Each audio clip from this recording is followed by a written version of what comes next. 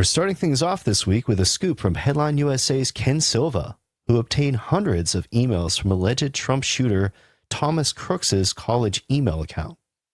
CBS News reported on the emails, but only included a portion of just one of them. Headline USA obtained them and has made the emails available via this link in the article.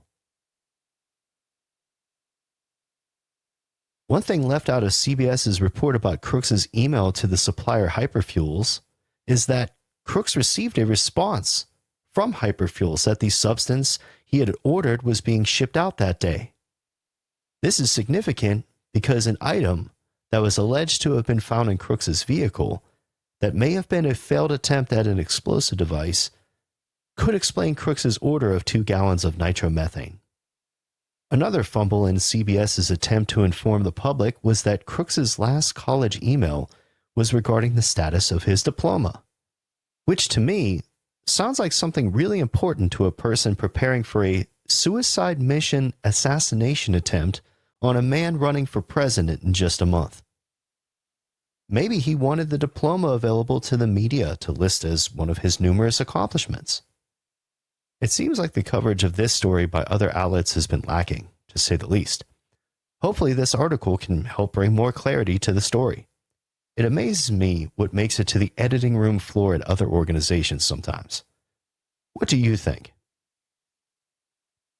Read the rest of the article on headlineusa.com and drop us a comment at the bottom of the page. We have another story related to the Trump shooting by Ken here about the FBI not wanting to release records on the shooting, even though their director, Kash Patel, has publicly stated that the case is closed. Well, how could that be? Well, Headline USA attempted to obtain these records that should be available to the press if the investigation into the Butler shooting was closed, but the attempt was denied by the FBI because they claim the investigation is ongoing.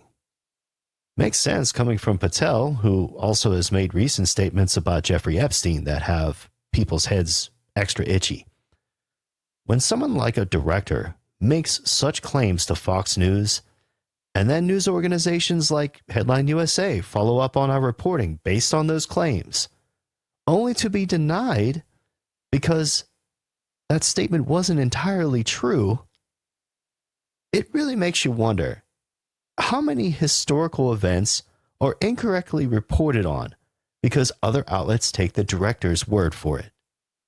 You can follow Headline USA on X and leave your comments underneath this story and others. I want to hear what you all have to say about Patel's job as director thus far. That should be fun. Next up, we have more news involving the FBI from Ken Silva.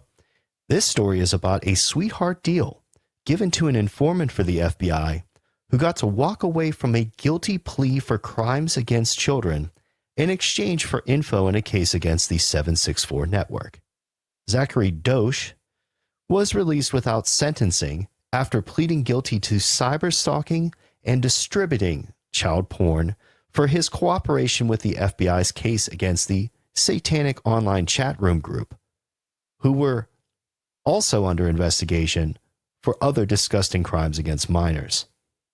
According to online sleuth BX, Dosch was one of 764's worst offenders.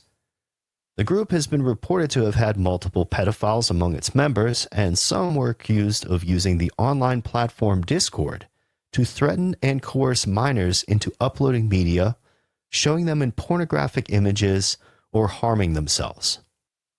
Dosch's deal is a rotten leftover from the Biden administration, but there's been no word yet from Pam Bondi or others at the DOJ if the lawyers that made this awful deal, letting this creep back out on the streets, will be asked to move their families next door to him.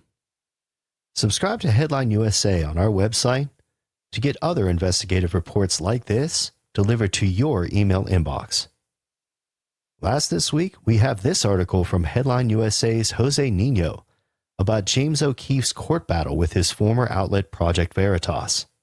O'Keefe, in classic form for him, has released supposedly damaging videos of the board members that ousted him from Project Veritas. The videos claim to show the board members admitting to owning stock in companies that were not disclosed to the rest of the board. These companies, according to O'Keefe, present a conflict of interest with Project Veritas because the companies the board members were invested in could have been sold to Pfizer.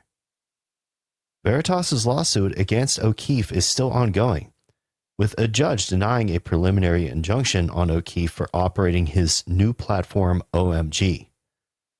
O'Keefe's move is a bold one considering the assertion he's making that a conflict of interest exists because of the possibility of a future sale occurring.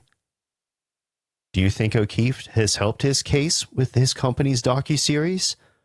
Or is he just trying to win over public opinion that could damage Project Veritas's reputation and ultimately their financial ability to continue their lawsuit against him?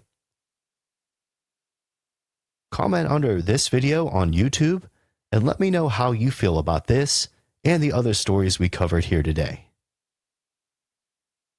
That is your Monday edition. Have a great week.